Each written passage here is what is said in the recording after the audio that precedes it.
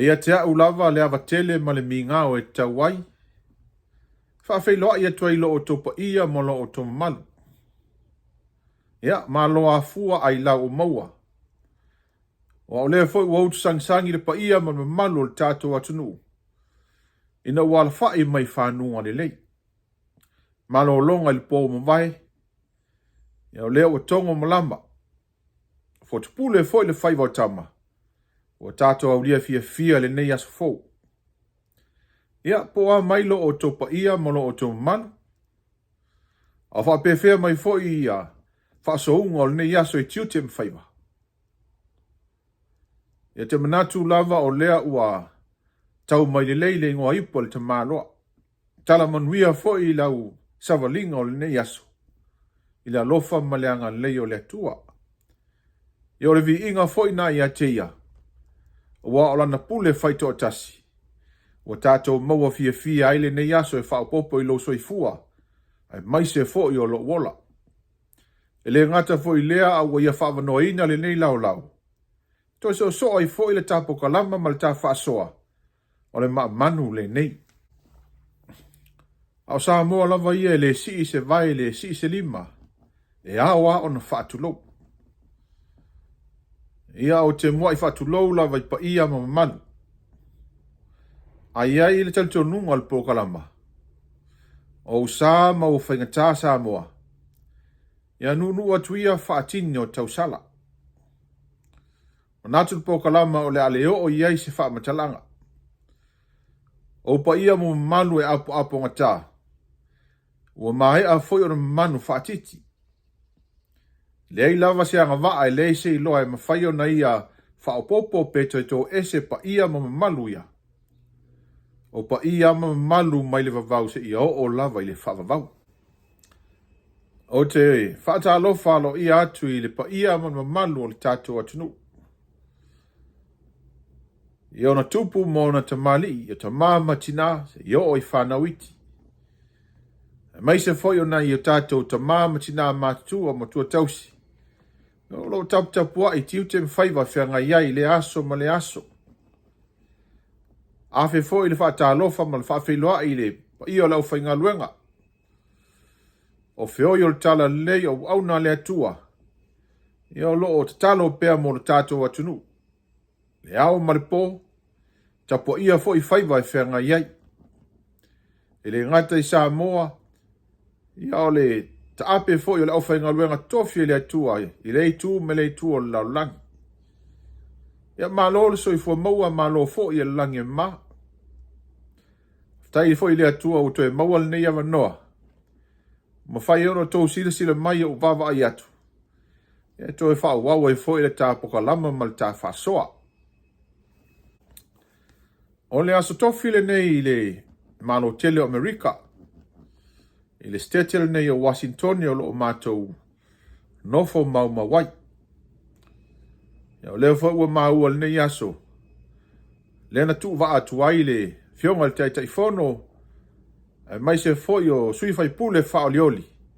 Ma le vaenga fa upfai al fatu atua i le atua sa mo o tasi.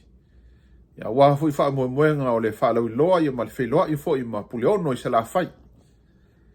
Ia tarusia fa mo moenga lo fionga le tai fono ma le vaenga fa upfai. Ina ia au manuina i alofa ma le anga leo le atua. A mata le manuia, fai ulu manuia. Ma i tele pea se vi inga o le atua ono lo o to soifua ma leola au auna. O le aso nafi lea sa wha mnatu ai le ono sfuriva tausanga o le soifua o le sunga le whawhengainga ia i se ako ma tautia. Ia e ui ala ina ua pasi le aso. Ia mnatu o se avanoa le nei ma moli atu ai alo whaanga ma whamonianga. Ma le tina ma le whanau walo mātu tama. Ia manu ia tele lava lo a soifua tama. Ia alo whangia le atua lo soifua ngalue. Ina ia maua lo soifua le tino a sili foi le soifua whale anganga. Whaupenga ina foi mea alofa. Ia wale ngā luenga ua tofia ma vala uinai. Mātu talo ia iaian whamonianga. Ia matausi lo soifua. E whamanuia tu fo i le tātou pokalama. mo li ato lo faanga ma whaamanianga, mo i lato uma fo i sa whaamanatuina o lato aso soifua, mai la matanga o nei masina se ia o mai le nei aso, ia manua tele lava o toa soifua, talo i le atua ina ia whaapopo nisi aso tele, ia ngata i mau ai mawhtanga ma ainga o whanau, ia mai se foi il whaawina i o tiute ma whaiva. Manatu foi il tato pokalama. Ia i foi nisi e fia whaamanatuina o lato aso i fua i nei masina, whai foi una whailo mai, tam whai il tato pokalama, ia e whongafonga atu lo o tō paia mo lo o tō malu. Ko meni mai lo suafa, mai se foi o lo wafioanga. Ia maleaso o lo ato whaina e whaamnatu ai lo waso i fua. Tato pokalama o mua ia o la whaapea o na whonga ina i sida fia foi ile ngata o ainga ia o tato watunu. O le tato whaasola ili nei aso. Ma le tato pokalama. O te tepa le itua i le whainga Palota o le tausanga lua o lua tasi. Pe aisea lava na Malolo ai le whainga Malolo al HRPP. O le tato vava ai i Mafua'aga, po ni Mafua'aga. Na mafu ai ona li liu le tō wha le atunu. Fuli le tua. Ma ave le lango i le afionga la aulia le male toa, ma le vaenga whaufai o le whaatuatua i le atua sa mo tasi. Si o tātou vanevane ma sa ili. Ave foi le tātou whaasoa. Ine i toi whaamanatu foi le paia ma mano le tātou atunu. A wā lau whainga filfilinga ma lau whainga Palota. Au le folasia la le Mafua'aga mua. E au pea o na whailoa. O tula epa e tusia lava lo na suafa i le tala whaasoropito le atunu. O se tai leva lo na soifu au na i le atunu o Samoa. I lana tautua i le tofi pale mia. Telefo inga luenga le leiwa te lelo na sao i le atina e ina o Samoa. O le vaenga wha upufai fo i al HRPP. Fa se fulu tausanga. O tu lai mai le foi. Te ia le whainga malo. Ua Samoa la alo tātou atunu. O ienga luenga le leiwa whaatino. A wale atina e o Samoa. Fast food tausanga o se teimi umi lava. Ele lei e iai fo i ona leanga. Pe ona talno atu iai ngā luenga le lei. Whaatino. E fo i mea wha le tonu. E i mea oro na fia iai tangata. Iai fo i mea e le fia i tangata. Na tual pokalama o le umi ona iai le tofi. Fase furu po le pule. Ia po le paua foi. Ia wa mata foi ona tātou o le mea foi lea o le tau whai e pen le tula fono ina ia whaamalia ina manatu. Ona ua sua malia le tula i mai ma i le pule lea ua o iai. Le ngata foi na ia wa mata foi ona sui winga. O winga foi i sa tau loa wa mata ona whaale manuia. Wa mata foi ona wa ai mawalano i tangata lau tele, wa whaawasenga le maumea ma le mativa. Whaawasenga foi le tau loa ma le tangata whatauwaa. Ai foi le taimi e fisiringi ai lo wanga waa ma lau tō wha. Po ia te oe pea le se malo si whai e matai ia pe ia foi se vaenga. Mal Samoa pe fa pena lau sila atu. E lau sila atu le whainga malo. Au vaenga pe sari lifa i ai le manatu ma le finangalo le atunu. Na mafu ai o na teva le tō wha ma le whautanga. Mafu ai o na fuli mai le tua o le atunu. O vaenga lana o le fia ave i ai le tātou whasoa. Wa ina ua fuli mai le tua o le atunu. Ia o tau nuu lo ma le upo le pese apuni.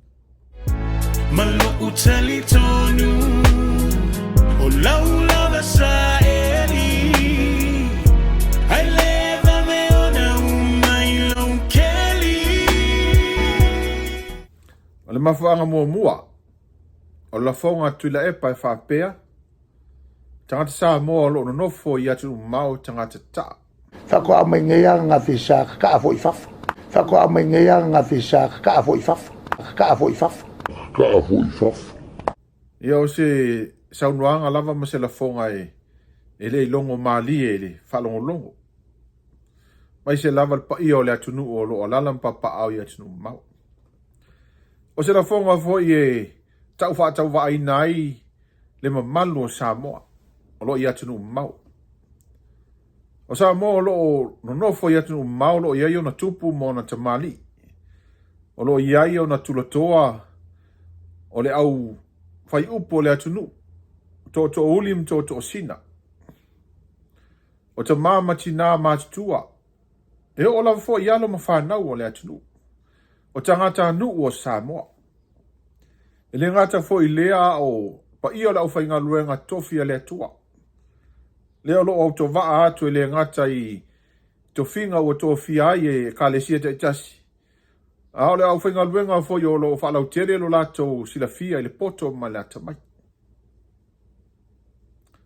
O le manatu lea o lea lava i atangia mai i e o lo lango le HRPP.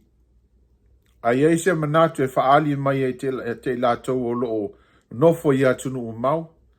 Ia o whapea mai fo i la tolo nofo i sa mo o tau nā.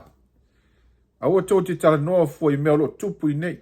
Tau te leo nofo i sa mo. A o tau te ia mai. Ia pe whapea fo i se la fonga ma se fesili o na iai so sao na whaile malo Samoa. Na e tau tua le malo Samoa pe sa e whainga luenga le malo Samoa. A le fesili la e fia tutuli. O iai se sao, o i la tau o lo alala ma papa au i atunu i mau, a wā Samoa malo na atunu. O iai se tau tua o fai, o le tali e iai. O pine nei o la umau. Pine e mua. O tupe i e lafo i Samoa, tupe whamamoli le lafo i le faltupe, le lafo i le Western Union, lafo i le Meli, o whainga mea lofa. Remittance. I o tupe foi o leo o leo o nanga tangata Samoa. I le whatupe o whatau. Whatupe atu i whafo. Whailoa i lato ainga na o lava piki mai whale o loa. O nisi foi o nanga e male alofa tau mamoli o tangata Samoa o loo nofo i whafo. O leo wa tongi atu hotels.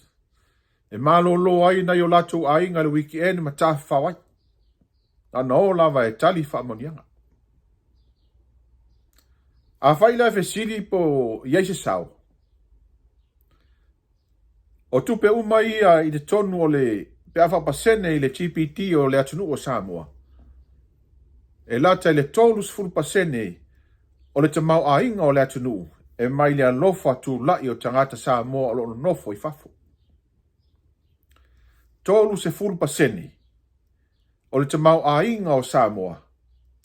Mai le alofa tu lai. O Samoa lo nofo i fafo. I o lato ainga o lo nofo i Samoa. A whanu mera lai tā lama tupe. E le va o le tolu se lau i le wha se lau miliona. Le sao tangata Samoa lo nofo i fafo.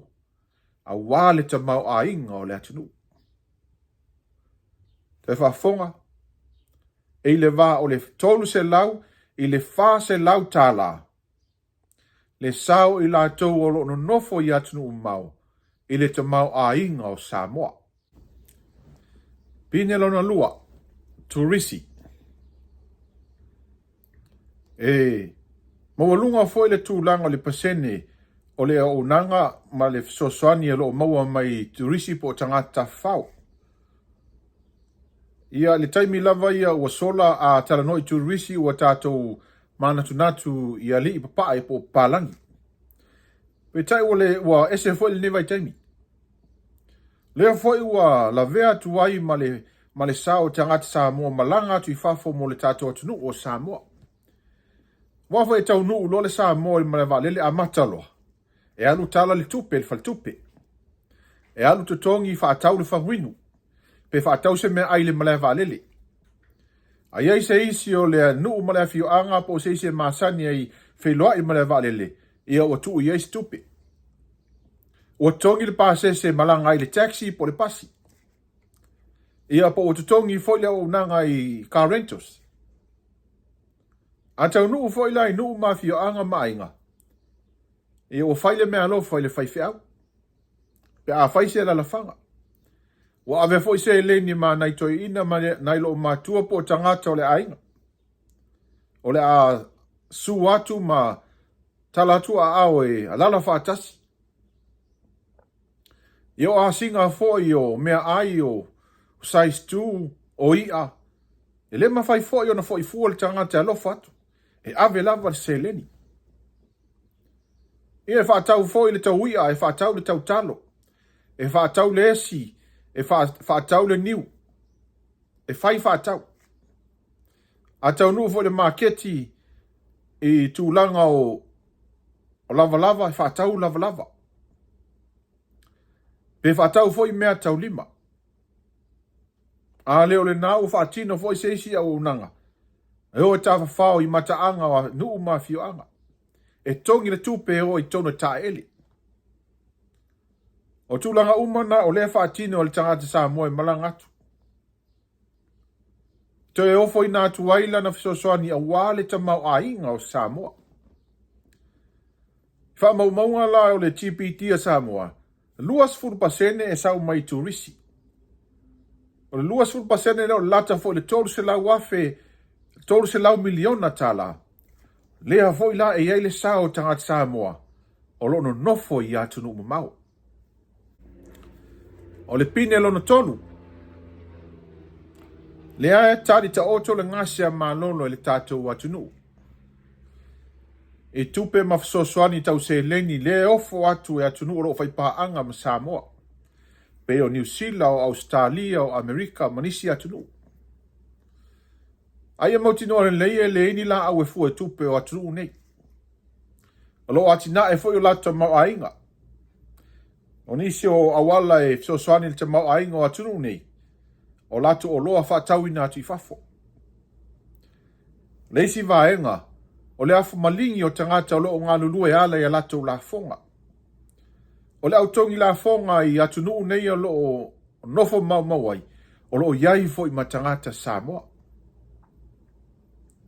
E le ngata la I tūtau seleni. O loo iai fo le au nanga nisi o atunu, pe o Amerika. O lai ei pisikoa ua leva ana whaatino le lato au nanga I tato atunu o Samoa. Au pisikoa ia e uina volunteers e whaatino le au nanga. Alo whaatino le Malolo tupe whaatau nu ai nisi fufanga ina ia whaasolo le lei pea le whaamoe moe lea. O tupe la ia e ofo ina atu I fsosoani. O le au nanga le whaatino.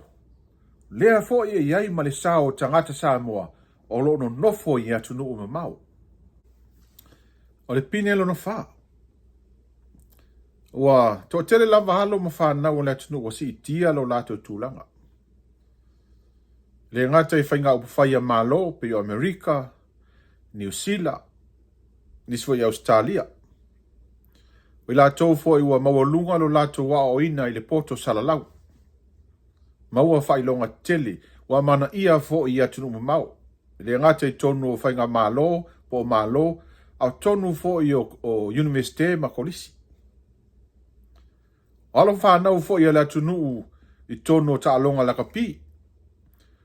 Iai sa moa po alo whanau le atunu o lo ta alo li Oloplex. Niso lo ta alo I le Wallabies. Alo whanau ta alo Japani. O Engelani, o Falani, manisi atunu, o lo o tu mawalunga ai le tu langa o le lakapi le laulangi. E le tau whamatalaina i le tūlanga. O mai fo i le tūlanga o whaipeleenga po fusuanga. Leo wa iai le alo Samoa o matua longolongoa lava i fusuanga. Joseph Parker. O iai tai optaia. O alo mawhanau ia le atunu. O lea whaia ea i lo tātou atunu. Tau ta ua maave le fua le Malolo Samoa. A malanga atu lai Samoa o na langona lea o le fia ma le ne tia o Tata'a ai maise lo tātou atunu. Po ala foi tūlanga i tā longa e tuli matai lava le Samoa e tapua ia o na whaiva. O tūlanga foi Hollywood ma tūlanga le vaenga o loo actor mai ia tifanga. Lea wa iai le The Rock se yuli. O alo mawhanau ia i la tau o nofo ma papa au i fafo. Fai ma ave fua le Malolo Samoa. E si itia i lunga le ingoa o le tātunu. Ina i loa uma le laulangi. O le sao fo le nao i la tau o nofo ma papa au i atunu e mamau. O le pini alo na lima. O lo eva lava le lau fau malu tu lou le paia o le tātou atunu. Talno atu e winga le puipuinga o le sanga le mu o Samoa. E ui lava le eise vai ngā au po se malosi wha militeli o le atunu. Al puipuinga o lona sanga le mu. O loo wha moe moe i atunu teli. E pe o New Zealand ma Australia. Ai mai se lava i a Amerika. A si taua la malo. Ma whaalu fesasi saunga le mu o laulangi atoa. O na pole le o mātua o lo iai o lato walo ma whanau. I do tonu o vai ngā au o le malo. Tele lava mātua ia lo maitu tuila, Amerika Samoa. Au lato fo i o lo no nofo ma au mau i atunu mau. O le whatinonga fo i lea o le sao o Samoa lo nofo i atunu i fafo. I lo tātou atunu e ala pui puinga o le saunga le mu. Whaatino e le tautua toto le ala i whanau. O lo e fia lava ma e ta whao le nei taimi le lau fau malu. Ai a hao o wha le tonu. O halo mwhanau nei tula i atu. Ina ia pui puia oe ma lo tātou atunu o Samoa. O le pinelo na ono. So se ngaluenga lava e whaatino i lo tātou atunu i tono nuu Mafua'aga po e kalesia. E apa lava ina ia maua fisosoani ma ialo ma whanau i atunu i mau. E le ngata la ialo ma whanau o lea Mafua'aga po lea e kalesia. A o le pa ia foi ma malu o Samoa o loo e mpapa au i le vahenga o lea atunu. O maso ia lea sa alu le pasi foi lea e momoli le koniseti e ta whasawali nuu ni e mo stupe. O maso na. Ele si kuea tele i aso na paule mea Tagata i sa si kuea. Sa fia i mea na o au vaenga foi lea e umae le pokalama mal koniseti e wa alu le teino le nuu le malanga. E pe nofo fo le teino le malanga le tamo le nuu. O aso nei. E o leo walu sa inga se leni i fafo. O le sao fo le na o Samoa e ala atu i tonu e kalesia. E le ngata fo lai e kalesia manu malato sa ilinga se leni. Au malanga fo i au ta alo e to ai atu i atu nu mau.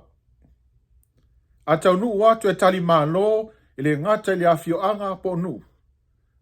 Au whaala po putonga fo i o le fafu. A fo i la. E fo i male o loa lulu. O le sosia mal te mau ainga o le anga le lei ma le anga lofo le tātou atunu. Sauni foi la malanga ia po au foi pese malanga i tutuila. O le tali malo foi la nuu Mafua'aga o loo api ma Malolo iai. Tulanga ese foi. Ai mai se foi le sangisangi atu le tātou atunu. Whaalia le nganga whaaftai ma le nganga fia. Sa atu le tamau ainga a foi mai. Foi lo tātou atunu. E foi ma se leni. E foi ma tau mafa. Ele o se sao vo le na o ila tau o lo nofo mau ia tunu mau. Wa o se leni lava lea e vatu to e whao ngā, to e whaatau mai whai le whaatau, ai alu le tax, tono whai ngā mea le malo.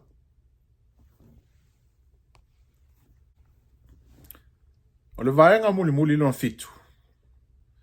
O le sao tangata Samoa i te tonu o ngā luenga le atua. Salo le lava Samoa e le o au nai se kalesia, ma tautua i ai.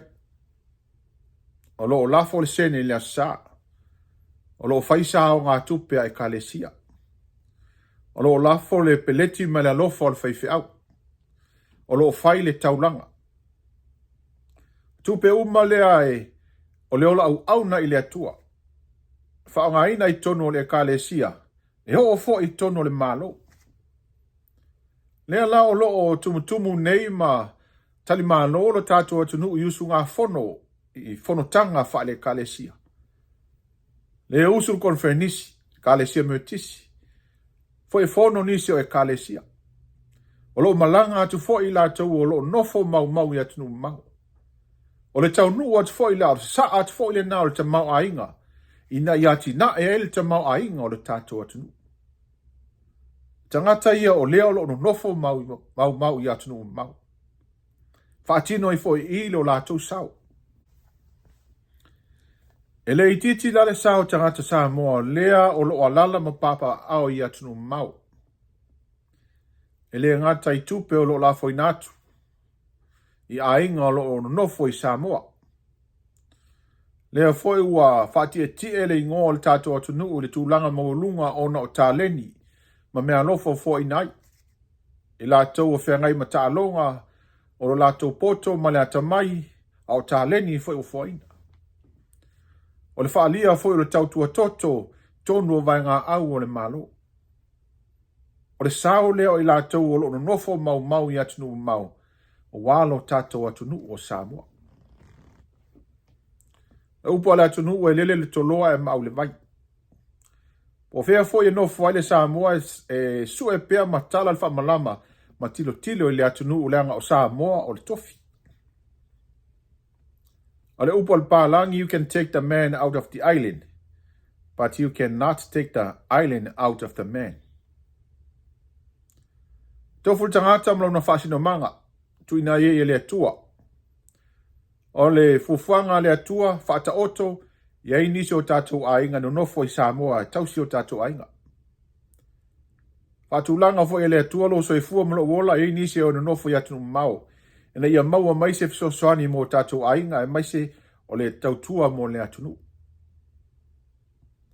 Tofu lava i tā ua malo tā wala awina, ai tasi lava lo tā wha moe o le tātou tua, e le ngata i o tātou ainga. O nuu mafio anga o le kalesia, mai se fo o le tātou malo. Ia waia tātou te tustusi lima ma whaatirutilo masai. Ma tau fasili po o whaiso sao po o iaiso wa o ngā le malo Samoa. A leon tātou whaapeane ma whaapei fo tātou loto. O le ase mea ma whai on tātou whaia ina ia whai iaiso tātou sao le atunu o Samoa. Wa o la fonga ia na Mafua'aga o na li liu le toa tele o le atunu. Na Mafua'aga o na iai le swing o le whainga Palota lua o lua tasi. Li liu mai le whaatutuanga ma le HRPP le whaasful tausanga tu watu le lango le la aulia le mali e toa. Le vanga whaupawhai a le whaatuatua i le atua sa mo o tasi. Na tua wha mai e fo il tātou pokalama le ne yaso. Tātou tuli mta ngau po le a le Mafua'aga lona lua. Na Mafua'aga o na Malolo le vaenga whaupawhai. Ia le lava se whai vai asa mani mau. Wa i o le tātou atunu. O le a fo i se la fonga i le tautamali i lau whaafonga. Ia watu malu i puenga. O le tātou whaasoa o le tātou tal noa ma to e whamanatu. Ne ia o ngā ia fua iai lau Palota ma lau e kisi. Ia wale sa ilinga o Tata'a o le tātou atunu. Ia manu tele ina lo to pa ia malo to malu. To so fo il tafa so is taimo mua ma se lao e saunia le atua. Alofa tele atu malo fa alo. to fa soifua.